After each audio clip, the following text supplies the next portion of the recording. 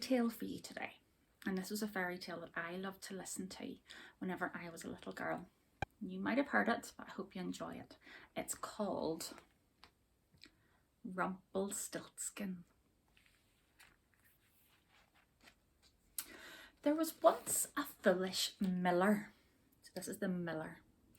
He worked in a windmill.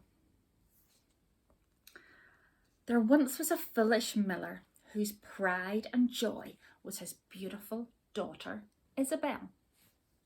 She was sweet and gentle and loved and adored by all. The miller was so proud of Isabel that he boasted about her day after day to anyone who would listen.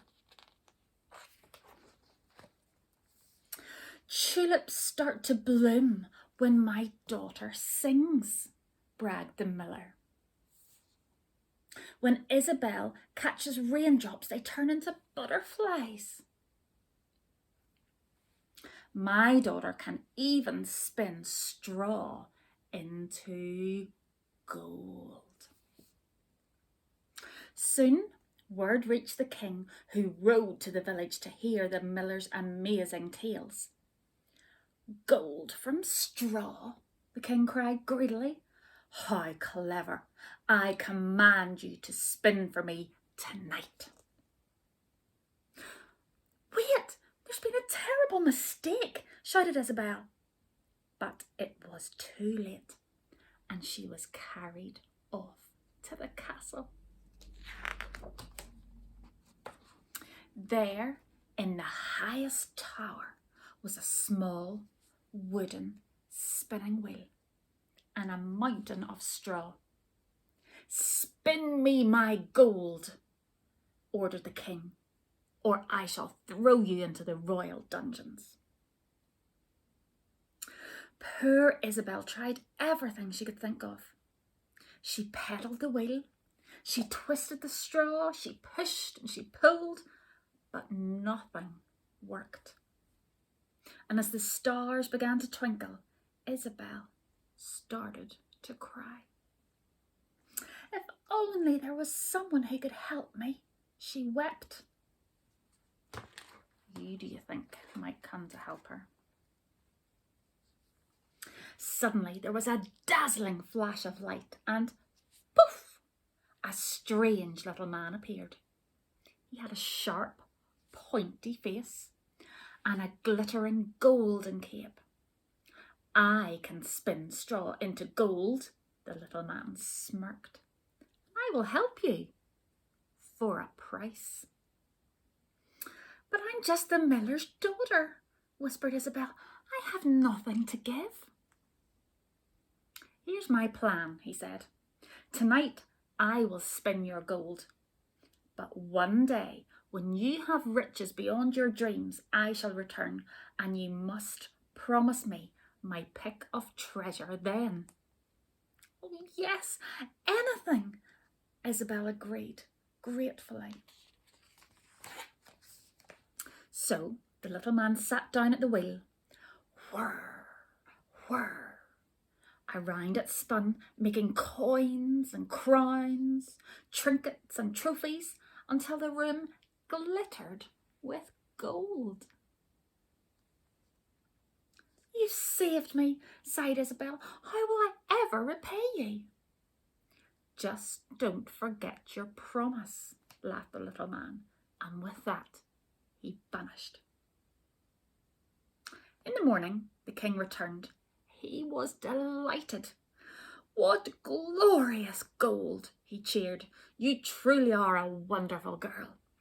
You must come and live in my castle. I'd like you to meet my son, Prince Herbert. Unlike his father, Prince Herbert was handsome and kind, and he and Isabel fell in love at once. Soon wedding bells rang out across the land. The years passed, and the happy couple were blessed with a beautiful baby boy. They called him Prince Hugo. They were so happy, in fact, that Isabel forgot all about the funny little man. Until one stormy night, as the lightning flashed, poof, the little man appeared again. "It's me, my pretty one," he cackled. "I'm here for the treasure you promised." "What treasure would you like?" Isabel asked. "Gold? Silver? A diamond necklace?" "No," sneered the little man. "I want something even more precious. I want..." What do you think he wanted? He didn't want gold or silver or the diamond necklace. What treasure do you think the little man wanted? "I want him." And he pointed at baby Hugo. "No!" cried Isabel in horror. "You can't take my darling baby." "Very well," the little man purred. "Then how about a game? If you can guess my name before 3 nights have passed, you can keep your baby."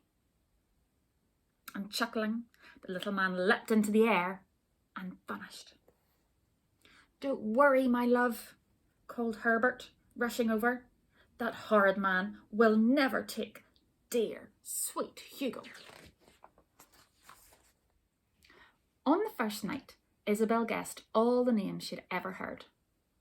Nick, Ned, Norbert, Willie, Wally, Weatherby. "No, no, no," giggled the little man. "That's not my name." The second night, Isabel and Herbert were up until dawn thinking up new names. "Is it Bumblenuggle? Grubblegrunt?